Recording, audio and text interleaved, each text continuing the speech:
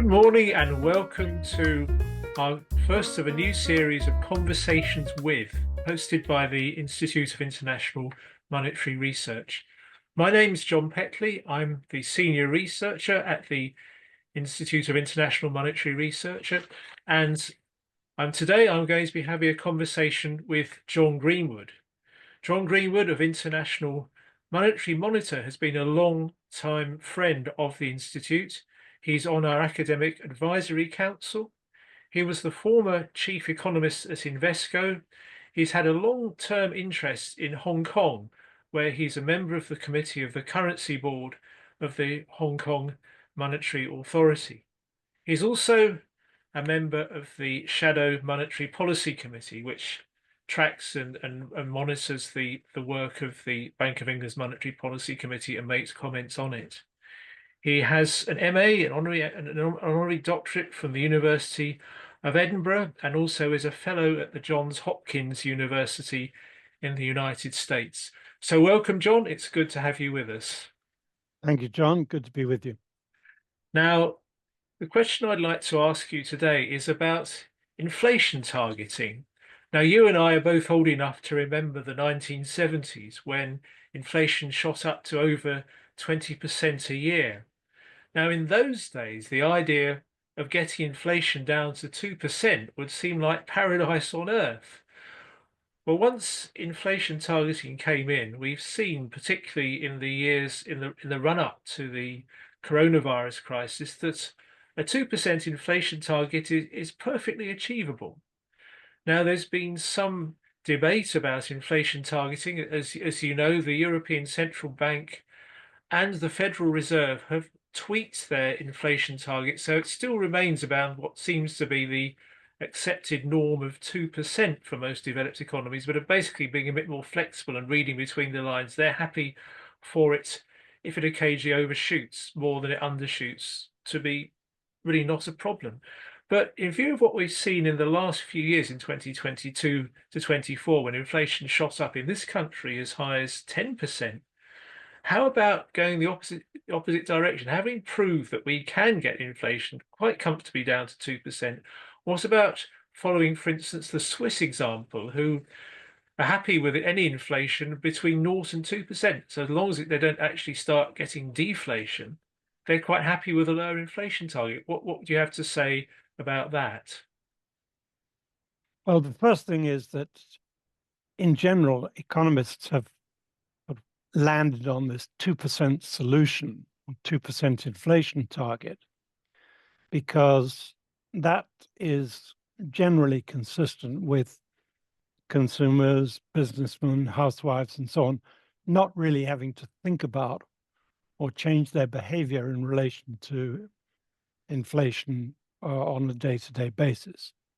So long as the inflation rate is that sort of level, people don't seem to have to take it into account. But it's also true that if you accumulate inflation at 2% per annum, it's by no means stable prices. Over a 20-year period, for example, 2% per annum amounts to over 48% increase in the overall price level.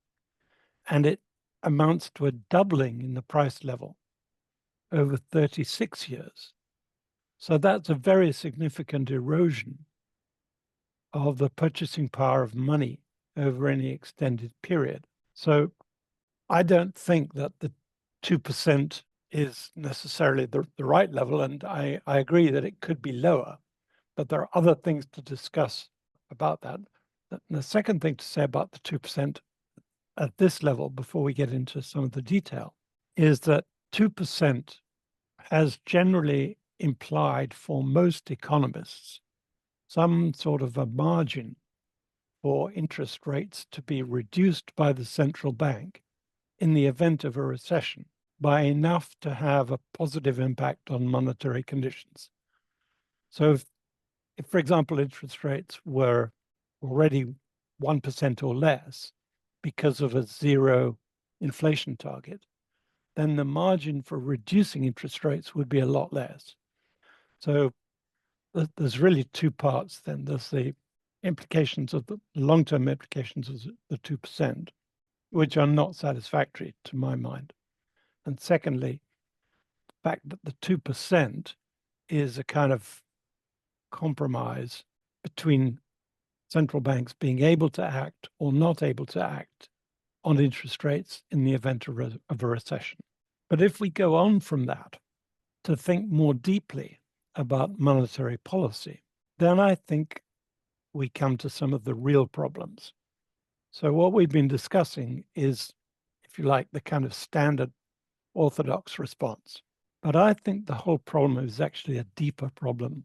I'd be interested to hear exactly your take on this. Well, if you ask most economists, they will say that monetary policy is about interest rates, setting the right interest rate. Yeah. And it's true that most central banks operate primarily on interest rates. But anybody who studies this in detail over a long period of time will understand and come to the conclusion that monetary policy is really about the rate of growth of the broad quantity of money, money broadly defined, because inflation and interest rates both follow that prior monetary growth rate. And if that is correct, and I strongly believe that is the case, and I could give you several examples, but if that is the case, then the correct solution for ensuring low and stable inflation is to ensure low and stable broad money growth. Just now you mentioned the Swiss National Bank, but we could also mention the Bank of Japan. Both have, in the first case, Swiss case deliberately, in the Japanese case, I think more accidentally, Yeah. achieved very low inflation. Both are as a result of having very low rates of money growth. And the same would apply to the Bank of England, the Fed, the ECB, and so on. In other words, the solution to achieving low inflation lies much more in achieving that low rate of broad money growth, if you like, elevating broad money to the status of an interim target and reducing the discretion of central bankers to vary the quantity of money at their discretion in response to short-term requirements. Now, for example, in the recent disaster with COVID, I think that the central banks completely ignored the quantity of money. They thought that because they had done QE in the aftermath of the global financial crisis, the GFC, and that had not had an inflationary effect, they thought they could do the same again without it having an inflationary effect. But what happened was that after 2020, QE did produce very rapid growth of money. And as a result, we ended up with inflation. In short, it was the discretion of the central bank to vary the quantity of money, to vary the growth rate, which resulted in inflation. So it's the techniques of the central banks focus needing to be on money growth, not on interest rates. That is the sort of core problem. Well, we'd obviously agree with you. I mean, Tim Congdon from the Institute, along with yourself, were among the first people to warn that in 2020 the results of QE were going to be very different from in the global financial crisis, because of course in 2008 broad money growth was collapsing, whereas in 2020 it was doing pretty well, and in fact it was quite strong in the USA in the months immediately preceding the huge dose of QE. So yes, I think we'd definitely be agreed on this, that the key to getting low inflation is to ensure that we have low and stable broad money growth. But I'd just like to go on with a couple more points in terms of the concerns that people have about inflation.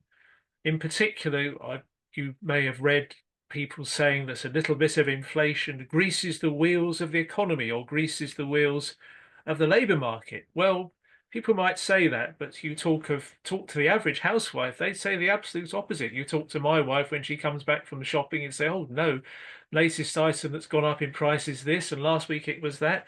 And people, person in the street would not be terribly impressed with the idea that we need a little bit of inflation.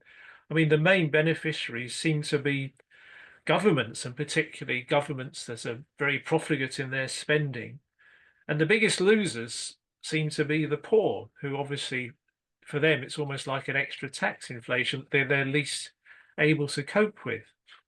And then finally, of course, we've had the problem that, again takes us back to the 1970s with the high inflation that we've seen in 2022, 23, 24. We've had the unions flexing their muscles and asking for higher wage settlements than have been the norm.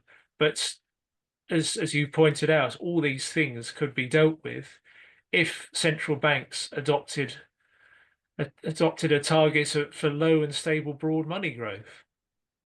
Yes, I agree with that analysis. I think a sort of supplementary point to make is that inflation, of course, is a process. After the stock of money has increased, inflation emerges in parts of the economy and then in other parts of the economy. And it's essentially what we've been seeing in the big adjustments of wages and the continuing demands for higher wages in response to this higher price level is the working out in the market or in the economy of a higher overall price level, and the fact that wages initially didn't keep up. So I think it's entirely understandable that wage earners, unions and others, have demanded higher wages in response to the higher price level. But it all comes back to central banks having created excess money in the first place. If they hadn't done that, or if they had curtailed that policy earlier, the problem to be dealt with would be a much smaller one in any case.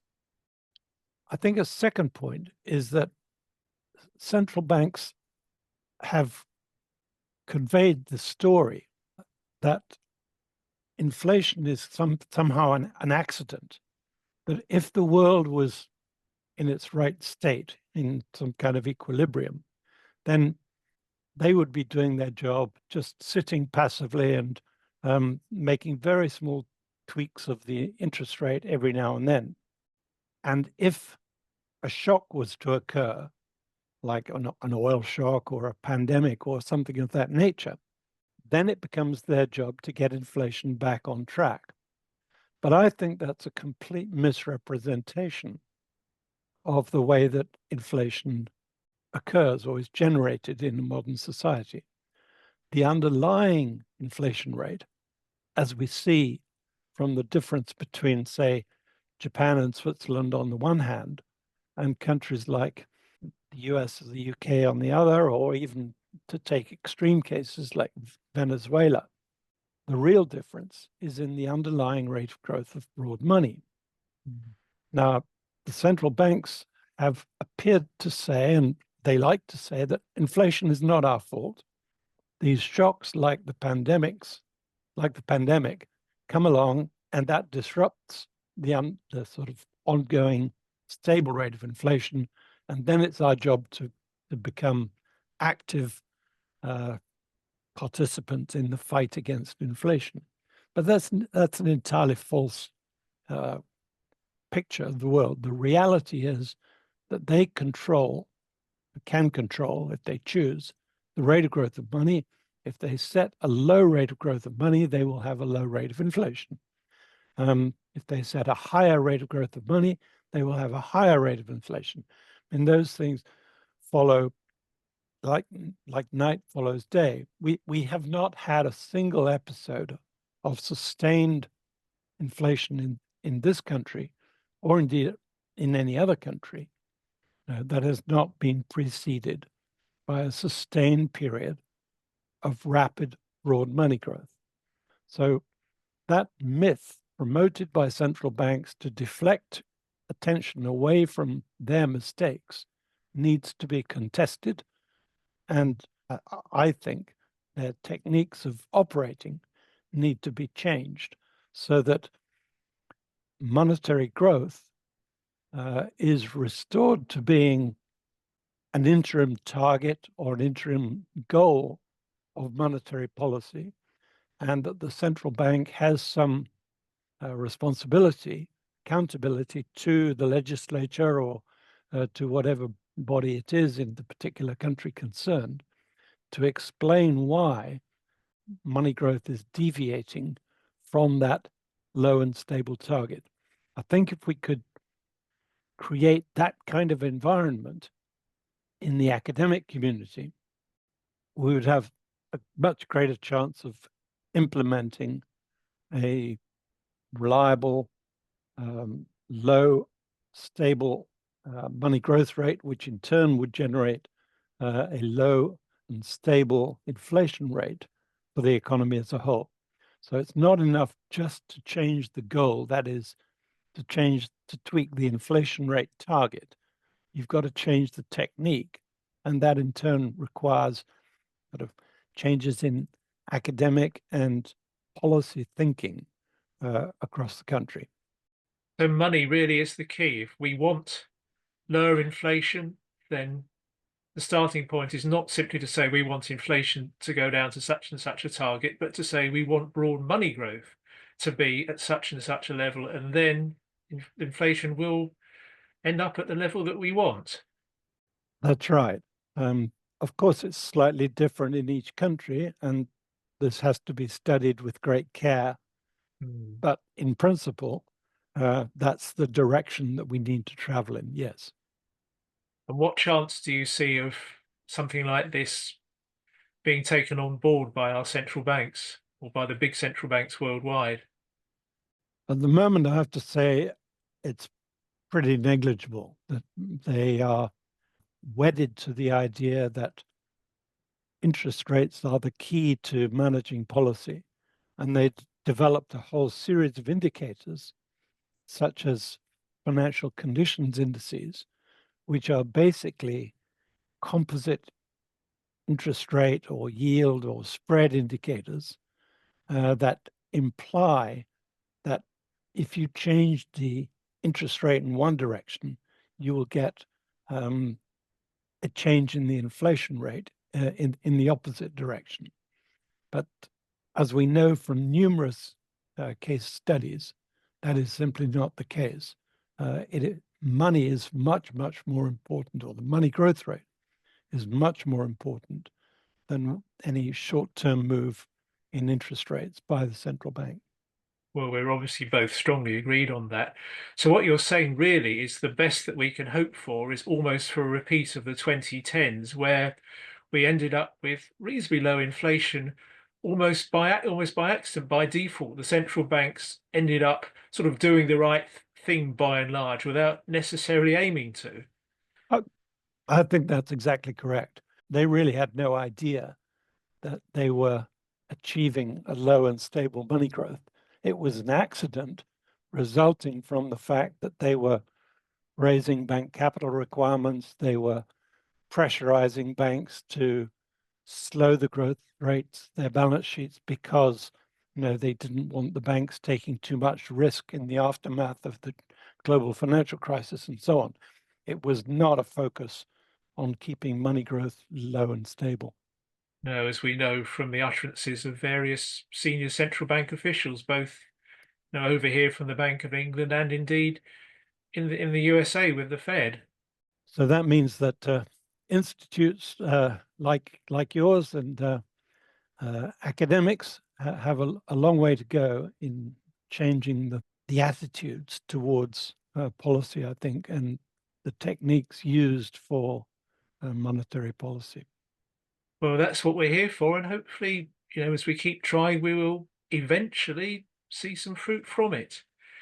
Anyway, John Greenwood, thank you very much for these most interesting insights you've given us on the subject of lower inflation targets and how broad money growth reductions will be the best way, or at least broad money growth at a stable and low level is the best way of achieving it. Thank you very much, and look forward to hearing from you again before too long. Thank you.